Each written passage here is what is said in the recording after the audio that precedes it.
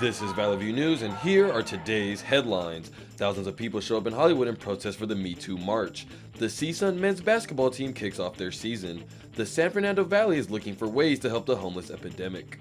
Hello, and welcome to Valley View News. I'm Amber Partita. And I'm Daniel Martindale. Hello.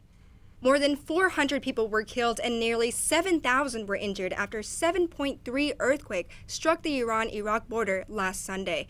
It was centered just outside the eastern Iraqi city of Halabja. The most destruction was in the Iranian town of Sarpoli Zahab. Several apartment complexes collapsed. Water, power, and phone service were cut to the area. The city's hospital was also heavily damaged. Many victims were treated in makeshift field hospitals. A dam holding back the Diyala River was also damaged. Iran's government sent in military aid to victims. Iran is located on several major fault lines and is prone to major earthquakes. On the same day, another quake hit Costa Rica. The U.S. Geological Survey says a 6.5 magnitude quake hit the coast near the city of Jaco. One building there was evacuated. Costa Rican President Luis Guillermo Solis activated the nation's emergency response agencies. Officials say 3 people died of heart attacks during the quake. President Solis tweeted that no tsunami warning was issued. President Trump nominated a former pharmaceutical executive to head the Health and Human Services Department. Trump used Twitter to say he wants Alex Azar to replace Tom Price at HHS. Azar used to work in the HHS legal department during the George W. Bush administration. Last month, 3 Democratic congressmen accused Azar of delaying legislation meant to improve drug pricing transparency. Some Senate Democrats say Azar's confirmation hearings won't be easy. Parents protested at Palos Verdes High School last Monday after a student charged with murder was let back on campus. The student, Cameron Terrell, and 2 other suspects were arrested for the murder of 21-year-old Justin Holmes in South L.A. Officials say Holmes was walking home with 2 friends when he was confronted by the suspects on October 1st. The group allegedly asked Holmes where he was from before firing gunshots and fleeing the scene. Police say Terrell drove the getaway car and didn't fire the fatal shot, but he's still being charged with murder for his role in the crime. He was released on bail on October 16th.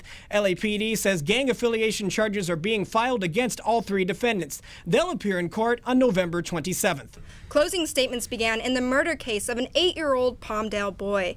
Gabriel Fernandez was tortured and allegedly murdered by his mother's boyfriend, Isauro Aguirre. Aguirre allegedly tortured the boy to death because he thought the boy was gay. The child suffered from burns, a fractured skull, and broken ribs. Cat litter was also found in his stomach. Aguirre's charges include the infliction of torture. The boy's mother, Pearl Hernandez, is also charged with murder. His lawyer says Aguirre doesn't deserve the death penalty. A California abortion law will appear before the Supreme Court soon. The Reproductive Fact Act is being challenged by anti-abortion groups. The Supreme Court will decide if the law violates the First Amendment. The law's opponents say forcing anti-abortion clinics to give patients information on the procedure is unconstitutional. This will be the first time in the Trump administration that an abortion-related case will be heard by the Supreme Court. Jay Sekulow, who is also one of President Trump's personal lawyers, will be challenging the law before the court. The Reproductive Fact Act was approved by Congress in 2015. The Ninth Circuit U.S. Court of Appeals upheld it last year. Los Angeles is experiencing an increase in police pursuits. A grand jury investigation shows there were more than 600 chases this year. Last year, there were around 500. Lucas Aragon's sister was killed during a police pursuit, even though she wasn't part of the chase. He now runs a website called pursuitsafety.org. Aragon and the LAPD work together on ways to keep the public safe during pursuits. The amount of non-criminal undocumented immigrant arrests sharply increased since President Trump took office. An ICE spokesperson says more than 97,000 immigrants were arrested by ICE agents this year as of September. About 29% of those were non-criminals. 30,000 more immigrants were arrested compared to Obama's final year in office. During his campaign, Trump promised the removal of all dangerous undocumented immigrants from the country. But now more immigrants of all kinds are being targeted. Regardless of their criminal standing, critics say, the Obama administration prioritized certain categories of immigrants more than others for arrests. The new guidelines say that ICE won't exempt any categories from immigration enforcement. Immigrants now have to wait longer to become a U.S. citizen. Since the 2016 presidential election, citizenship applications doubled. There are now 700,000 applications waiting. Legal service providers say many lawful permanent residents fear they're no longer safe, so they're applying for citizenship. Government officials say they're trying to fix the backlogged applications. And now we have Malcolm Finney here with social media news. Sports Center on Snapchat? Tell us more, Malcolm. Now you can send selfies and check your favorite sports. Snapchat keeps raising the bar. The app will now have its own sports show. ESPN says Snapchat will have their own version of Sports Center. The two companies will be using the new show to gain more millennial viewers. New episodes will air at 5 a.m. and 5 p.m. on weekdays and 5 a.m. on weekends. The segments will be about 3 to 5 minutes long. This comes after sources say ESPN plans to lay off 100 staffers after Thanksgiving. Lyft is expanding its international services.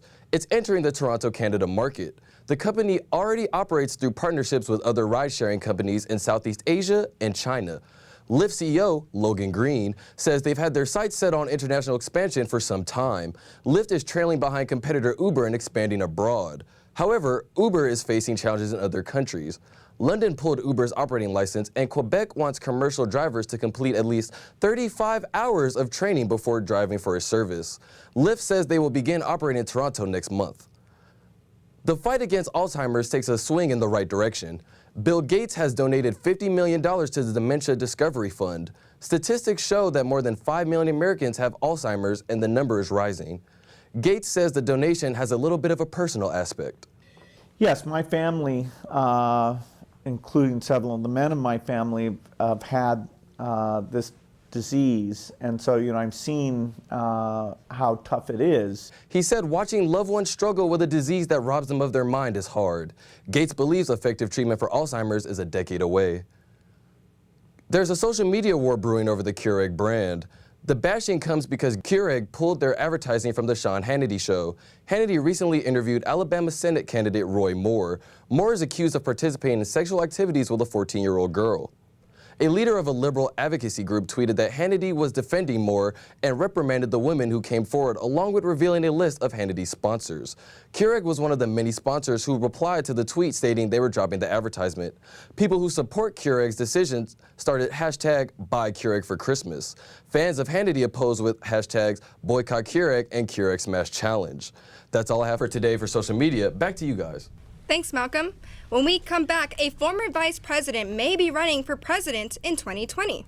And allegations on Alabama Republican Senate nominee Roy Moore after the break. I'm a single mother, and I was the main one working, so I never thought that I could go back to school,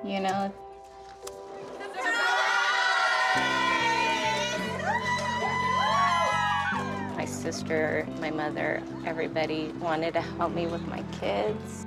I could not have gotten my diploma without my family. Find free adult education classes near you at finishyourdiploma.org. Do you know what to do? Yes. Bring it back to me. Then I'll give you your money.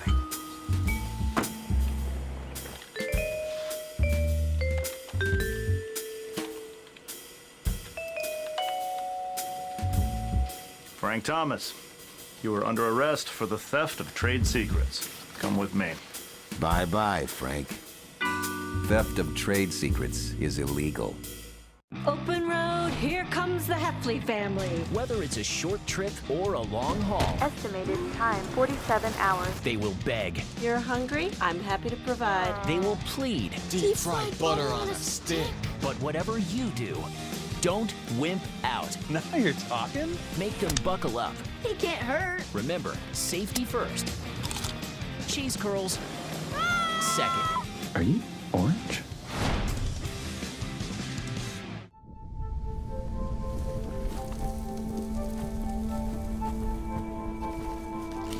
Eva Marie smoked 12,000 packs of cigarettes over 15 years. She quit, and now there's a new lung cancer screening that could save her life. You stopped smoking. Now start screening. No matter how much you smoked, early detection could save you. Talk to your doctor or learn more at savedbythescan.org. They call me Prince like I'm royalty or something. But the places I've lived ain't no palaces. So I don't need grilled salmon or a new scratching post. Just give me a cardboard box and a can of tuna and we're good. You can even change my name. I'm cool being the kitty formerly known as Prince.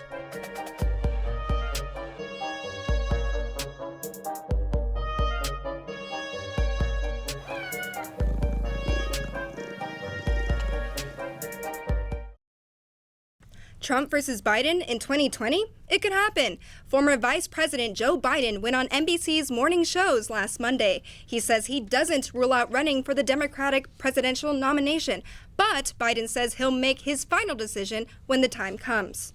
If the Lord Almighty came down, sat in the middle of the table and said, Joe, the nomination is yours, but you have to take it now, I would say no. He says he hasn't made up his mind yet, but regrets not running in the previous election.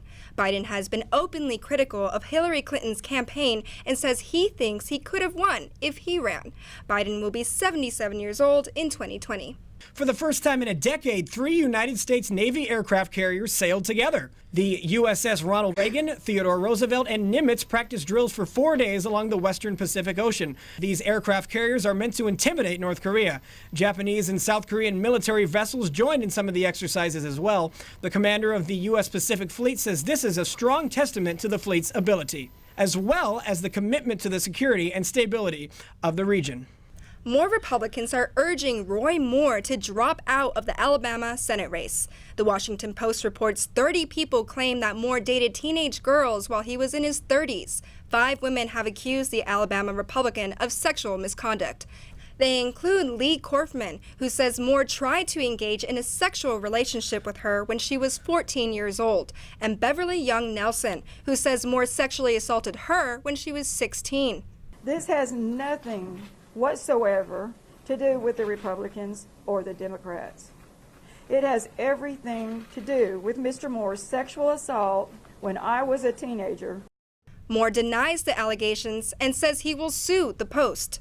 This article is a prime example of fake news, an attempt to divert attention from the true issues which affect our country. Mitch McConnell says he believes the women and that Moore should step down. McConnell is also pushing for a write-in candidate to run in the election on December 12th. Meanwhile, the National Republican Senatorial Committee dropped its fundraising efforts for Moore. The committee chairman says the Senate should vote to expel him if he wins the race. Alyssa Hoekstra joins us now with entertainment. What's going on today, Alyssa? Thanks, Daniel. A wave of sexual assault allegations sparked more than just a popular social media hashtag. Valley View reporter Star Harvey has more.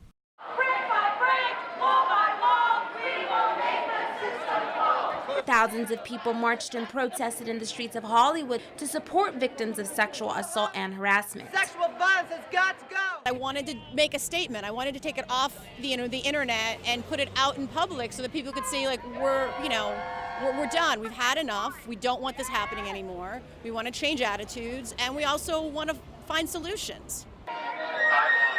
The demonstration comes just weeks after a string of men and women who say that they were assaulted decided to speak out. This is enough. It's 2017. We're not going to put up with it anymore. We're not going to be quiet about it anymore. Things are going to change, and this is a show of support for those who want change. The organizers' goal was to create a safe space for victims to speak out after years of silence. This is a different moment. This is an inflection point, I think, in this battle to end sexual harassment in the workplace. Never before have we seen such severe and swift consequences be attached to men who've been accused of sexual assault. Survivors and supporters came forward today through the Me Too campaign and said that they are ready to take action. Now that we are joining forces and coming all together, the survivors, they feel strong and they feel okay. National statistics on rape and other abuses are reported by many groups, including the organization RAIN. Someone is assaulted in this country every 98 seconds, and 1 in 6 women have faced rape. Supporters of the hashtag #MeToo campaign say that today, it's time to take a stand. I'm Star Harvey in Hollywood for Valley View News.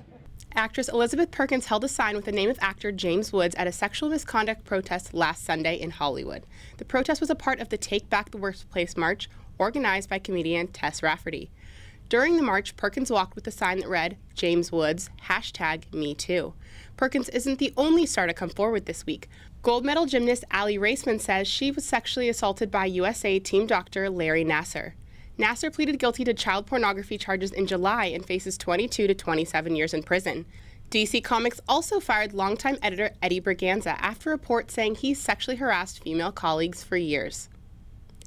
Bijou Phillips issued an apology to Mean Girls star Daniel Franzese after the actor took to Facebook discussing harassment that he says happened on the set of the 2001 film Bully. Franzese also claims Phillips body shamed him, ridiculed him about his sexuality, and physically assaulted him. He says he was inspired to speak up after actress Ellen Page came forward with her complaint. Page accused X-Men The Last Stand director Brett Ratner of homophobic and abusive behavior. Former 49ers quarterback Colin Kaepernick was named GQ magazine's Citizen of the Year. Ironically, the covered story is titled, Colin Will Not Be Silenced, but Kaepernick declined to be quoted directly for the article. Instead, the story consists of perspectives from people the magazine calls his closest friends. They include rapper J. Cole, former teammate Eric Reed, and others. Kaepernick tweeted last Monday that he was honored to be recognized by GQ. The magazine says Kaepernick agreed to contribute to the issue because he wants to reclaim the narrative of his protest. Kaepernick remains unsigned since opting out of his 49ers contract in March. Last month, he filed a grievance saying some NFL owners conspired against him. The GQ article says that his identity switched from athlete to activist as Kaepernick became wise to the power of silence. Famous gossip columnist Liz Smith died last Sunday at her Manhattan home. She was 94. Smith began her column titled Liz Smith at New York Daily News in 1976. I think when you start saying, this is my rule, something might happen. Actor Rob Lowe tweeted, loved Liz Smith, smart and funny, gossip from the high road. Former coworker Al Roker said he was fortunate enough to work with Smith and she's nothing short of fabulous. That's all I have for entertainment today. Back to you. Thank you, Alyssa. Our Valley View reporter Melanie Rosales visited a homeless encampment in the spring as part of Valley View News' ongoing effort to keep an eye on the homeless situation in LA. If you're ever driving into the 405 freeway on Nordhoff Street, you might pass by what looks like trash, but others call home. In this particular spot, we've been here about a month. There's only about 12 of us altogether. And it's a small little community, but it works for us. About 45,000 people are homeless in LA County, according to the Los Angeles Homeless Service Authority. However, in the valley alone, there are over 7,000. All of us who live here are experiencing the rising cost of living and rising rent, and wages are stagnant, and it's just kind of creating this perfect storm of homelessness. The police department has received several requests by residents to clear out tents and shacks that have been built on streets. Todd Ickes has been homeless for about a month. He now stays in what used to be a cluttered street in Van Nuys. Filth everywhere, garbage, feces, it was just bad, yeah. So I don't blame them. The community's not going to put up with that. Nonprofit organizations are creating a facility where not only homeless people can rest their heads, but to eventually find a permanent home. LA Family Housing is currently under construction and will be open by the end of this year. It also has a health clinic, 50 units of permanent supportive housing, which is a specific type of housing intended to end homelessness. LA Family Housing is expected to be the largest homeless shelter in the San Fernando Valley. I'm Melanie Rosales in North Hollywood for Valley View News. After the break, more on the mall stabbing. And President Trump's appeals to China's leader on behalf of UCLA's athletes. We'll be right back. Hey there, Mrs. Carter. You can earn over 10% on your money if you deposit your savings into our investment program. You are lucky sweepstakes winner. Mrs. Just Carter, enter your contact information and your winnings. Grandma, it's me. Please help me. I'm stuck in Ohio and my wallet was stolen. Please send me some money so I can get home. Millions of people, especially seniors, are targeted every day by an array of fraudulent scams through online technology. Please be aware. Most of my family, they never graduated high school or even let alone go to college, so I'm trying to break that barrier. Every day after work, went straight to school, studied hard, and it paid off. I could not have done it alone. I see the future is really bright for me. The high school diploma is just added to the confidence, and now I feel unstoppable. Find free adult education classes near you at finishyourdiploma.org. It's a beautiful day out here. Sunny today with light breezes, giving way to clouds in the afternoon. We could see some light precipitation to moderate precipitation later on, followed by powerful storm-like conditions. 90 miles per hour winds are expected. Authorities are asking everyone, stay indoors. Come on, that's it. Let's go.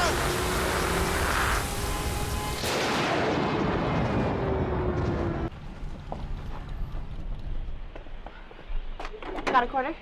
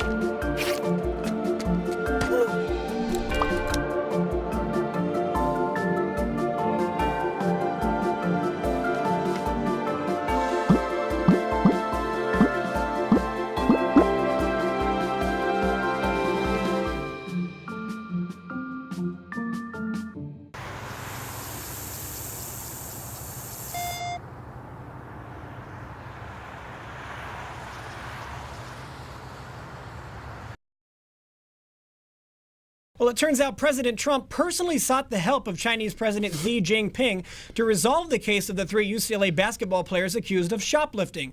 The White House says Trump spoke about the players with the Chinese leader during his 2-day stay in Beijing last week. He arrived in China 1 day after the trio was accused of shoplifting at 3 high-end stores. The Bruins arrived home last Sunday night without LiAngelo Ball, Cody Riley, and Jalen Hill. The 3 are still under house arrest in China. Inside sources told ESPN that the players could remain there for another 2 weeks as the investigation continues. Some of the evidence in the case shows the trio shoplifting sunglasses from a Louis Vuitton store.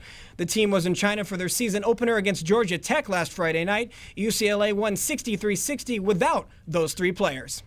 Now to the latest in sports with Chris Escobar. Chris, the Rams are doing surprisingly well considering how poorly they did last year. I'm telling you, Amber, this may be the year for the Rams. They got great potential and great intensity. Let me tell you more about that game.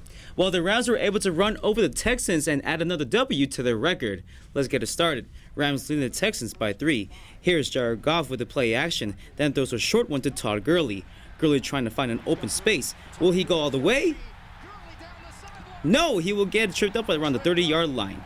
Next up, Texans take the field. Tom Savage throws a dart to Bruce Ellington for a 26-yard touchdown. Texans now leading the Rams 7-6. Here is Goff again with the play action. He would throw this one deep to Robert Woods. That will be a 94-yard touchdown to put the Rams on top. Woods gets his 4th touchdown of the season. Rams again taking the field. Goff throws a short one to Sammy Watkins. Speedy looking for blockers, then finds his way in the end zone. Rams up 23-7. Rams once again on the field. Goff with a deep step back. He throws a screen pass to Woods. He will run 12 yards for the last touchdown of the game.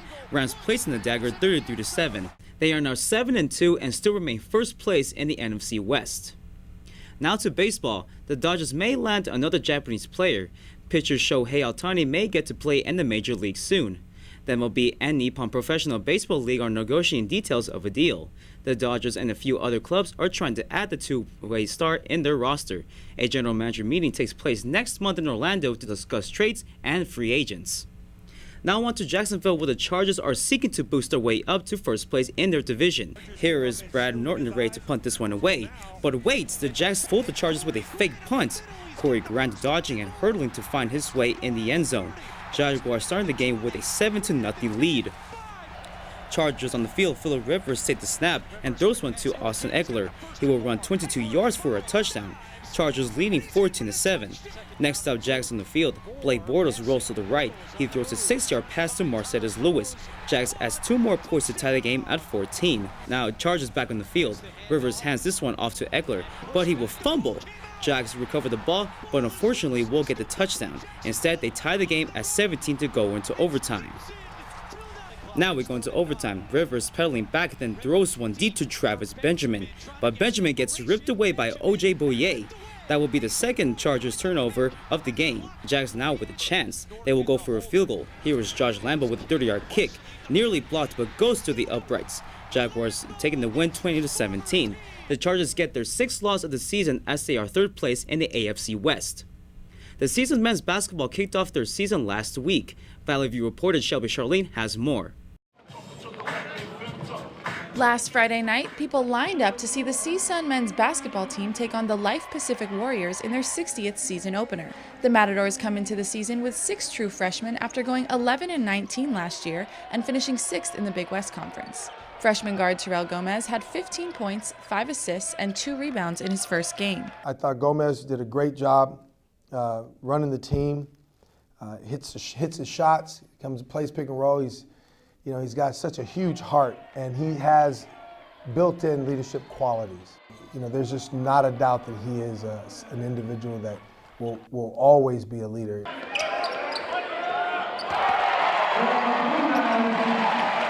Senior Tavrion Dawson put up 14 points, had 4 rebounds, and 4 assists in the 76-50 win over Life Pacific. But he wasn't too happy with the team's defense. We confused the pick and roll schemes a little bit and gave up middle too much. We scrambled pretty well, and the help side was pretty good. Just can't get confused on pick and roll. The Matadors still managed to grab 50 rebounds, and the team's offense was on point, shooting 45% from behind the arc. We shot 23s tonight, which is not really the way we normally play, but I couldn't really say anything about how many threes we took because we made 9 of them. The CSUN men's basketball team takes home their first W of the season, despite facing Life Pacific, who went 20-9 last year. Next, the Matadors will travel to Mexico for the Cancun Challenge. In Northridge, I'm Shelby Charlene, Valley View News. Well, that's all the sports I have for today. Back to you guys. Thanks, Chris. What a remarkable turnaround the Rams have had this year. A stabbing that left 2 men injured at the Mall of America earlier this week is being called an isolated incident. Officials of the Minneapolis Mall say the attack was a result of a robbery gone wrong. It occurred inside of a Macy's dressing room. The 20-year-old suspect was confronted while trying to rob a customer. Police say he then stabbed the victim and another man as well. The suspect was then disarmed by others in the store. The 2 victims were treated at a hospital with non-life-threatening injuries. Women are less likely to receive CPR from a bystander. About 90% of cardiac arrest cases die, but CPR can double or triple the chances of survival. A study shows that only 39% of women receive CPR when suffering a cardiac arrest in public, compared to the 45% of men who are given CPR. Researchers and rescuers think it is because of the look of it, like moving women's clothes to get better access and touching women's breasts. Well, people can now have breakfast at Tiffany's.